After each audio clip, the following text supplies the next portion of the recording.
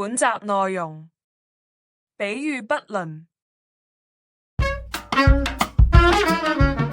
比喻嘅喻體同本體係比較點上貼切，先至可以發揮比喻嘅功效。如果唔係，就會鬧出笑話，甚至造成誤導。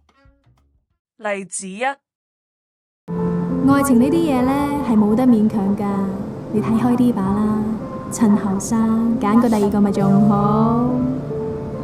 咩你當愛情係乜嘢啊？IT 大減價隨時換季啊！我而家着緊呢條底褲已經着咗成10年啦，何況真愛？我唔會改變放棄。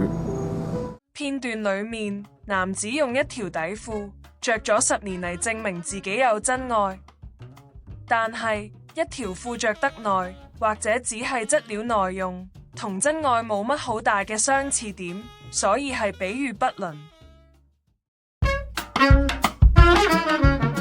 例子二：各有各好啦。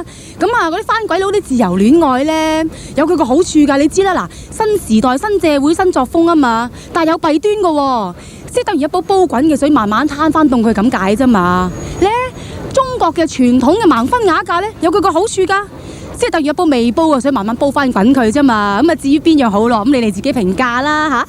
片段裏面，女子將自由戀愛比喻為滾水冷卻為凍水，盲婚啞嫁比喻為凍水煮滾為滾水。自由戀愛同盲婚啞嫁雖然同樣都係結婚，但係兩者主要嘅分別，亦即比較點，應該係自由同唔自由，而唔係感情培養嘅先後次序。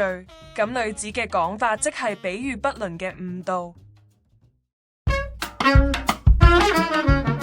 最後總結，比喻不倫係用唔貼切嘅比較點嚟做比喻，而造成誤導。相關嘅議題，我哋會係將來嘅集數再加以討論。拜拜。